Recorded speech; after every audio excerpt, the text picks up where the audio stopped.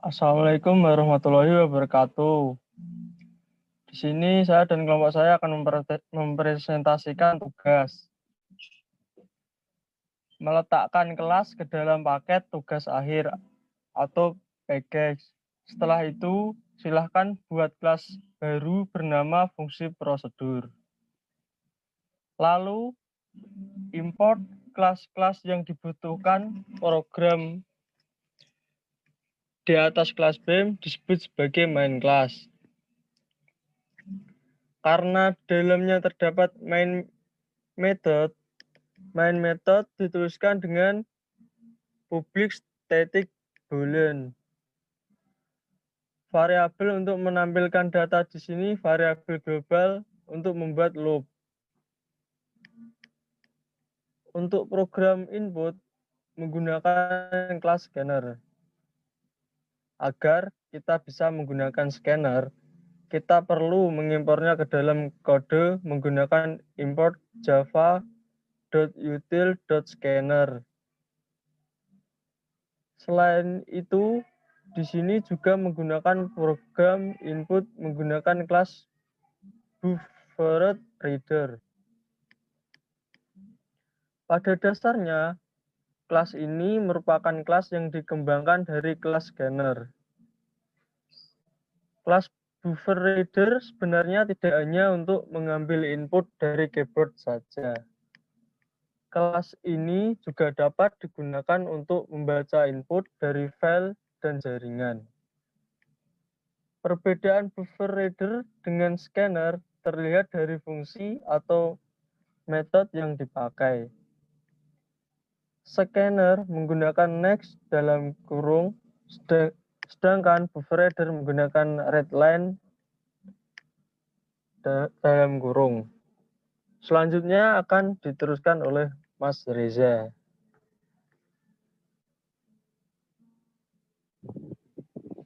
Assalamualaikum warahmatullahi wabarakatuh. Di sini saya akan melanjutkan hasil presentasi dari kelompok kami yang baru saja disampaikan oleh Saudara Fahri. Kemudian saya akan melanjutkan. Nama saya Reza Pratama, NIM L200190182. Kemudian output menggunakan print line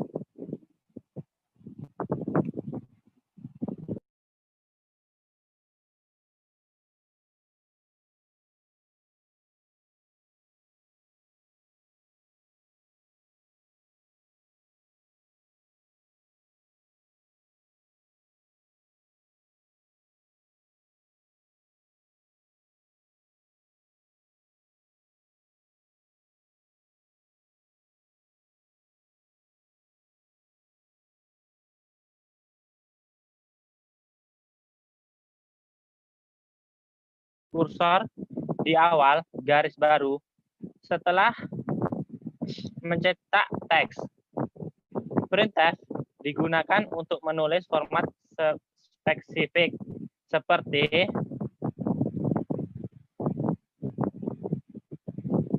pada gambar berikut. Variabel disebut di sini menggunakan instance variabel. Dideklarasikan di dalam kelas dan di luar blok metode. Variabel jenis ini bisa diakses dari semua metode yang berada di dalam kelas tersebut. Sehingga semua metode bisa memanipulasi nilai dari instance variabel tersebut.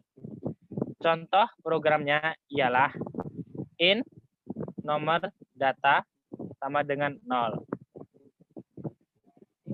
Ya, cukup sekian presentasi yang bisa saya sampaikan. Kemudian presentasi selanjutnya dilanjutkan oleh saudara saya, Putra WK Pratama. Kepada saudara Putra WK Pratama, disilahkan.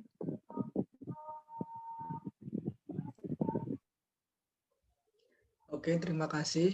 Di sini saya akan melanjutkan presentasi yang telah disampaikan tadi oleh saudara Fahri sama saudara Reza. Saya akan melanjutkan presentasi kami. Di sini terdapat metode void dan non-void. Untuk penjelasannya, Metode void merupakan metode yang tidak menghasilkan nilai kembalian atau return value. Metode dengan tipe void juga bisa memiliki parameter ataupun tidak, tergantung dari tujuan penggunaannya. Contoh penulisan kode programnya yaitu public static void tampilkan data. Di sini untuk programnya contohnya ini. Kemudian untuk metode non-void-nya, metode ini harus memiliki nilai return di mana nilai return dapat digunakan kembali di tempat lain.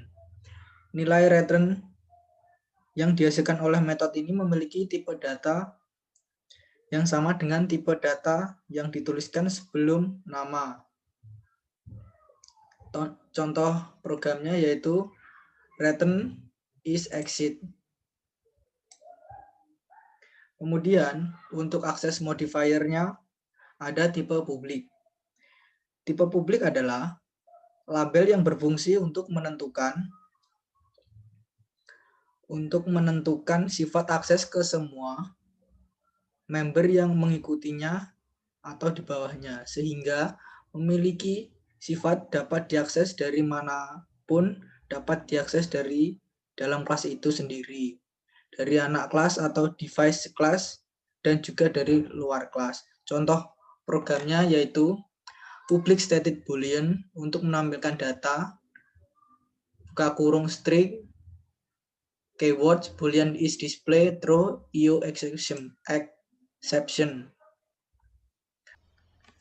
Dan dari kelima kelas ini untuk programnya hampir sama, tidak ada yang beda. Perbedaannya hanya di nama. Ada public class BEM, public class Phoenix, public class Fosti, public class Imative, sama public class IMM. Dan untuk programnya kurang lebih hampir sama semua. Dan kemudian untuk mainnya atau demonya akan dijelaskan oleh Saudara Hamid. Saudara Hamid, dipersilahkan. Sebelumnya, Assalamualaikum warahmatullahi wabarakatuh. Di sini saya akan melanjutkan presentasi dari teman saya. Di sini ada, yaitu saya akan mempresentasikan di bagian main Java. Di main Java ini ada yang paling atas ada import Java exception. Exception ini digunakan untuk menambahkan data string,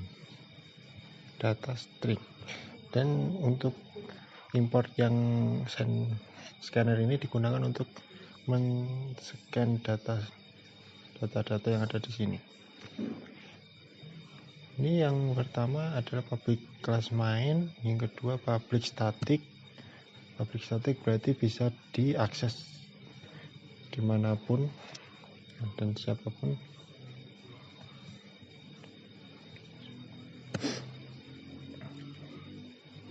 Dan scanner input terminal menggunakan scanner string pilihan user. Boolean di sini ditujukan kepada ini. Jika kita memilih data, memilih sistem, memilih nomor untuk melanjutkan data tersebut. Jika nomor itu salah, maka data tersebut tidak akan jalan. Contohnya kita akan memilih nomor 6, maka yang akan keluar adalah ini. Input data yang Anda masukkan salah. Maka akan terjadi sistem error. Untuk selanjutnya, jika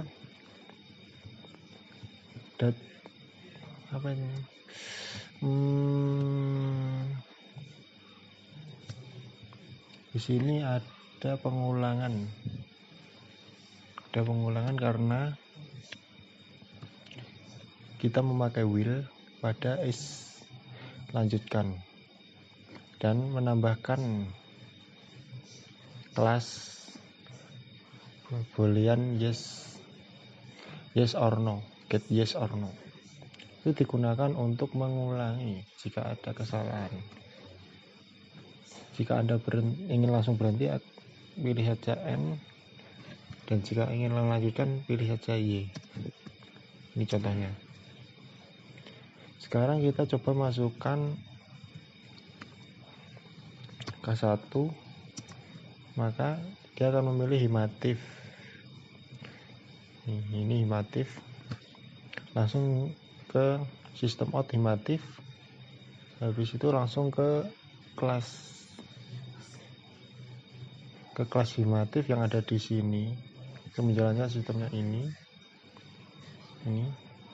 menjalankan sistemnya di situ, yaitu ini langsung saja saya kan tadi sudah dijelaskan oleh teman saya isi aja ya, Hamid Sayyidi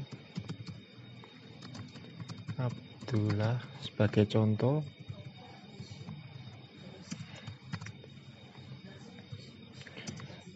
NIM-nya L200 190 166. Prodinya informatika.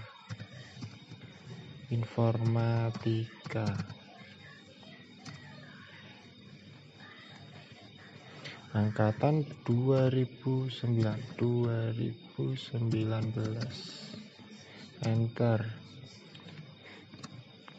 Ini bisa ditampilkan dengan menggunakan script yang ada di himatif yang bagian ini. Sudah dijelaskan tadi harusnya ya.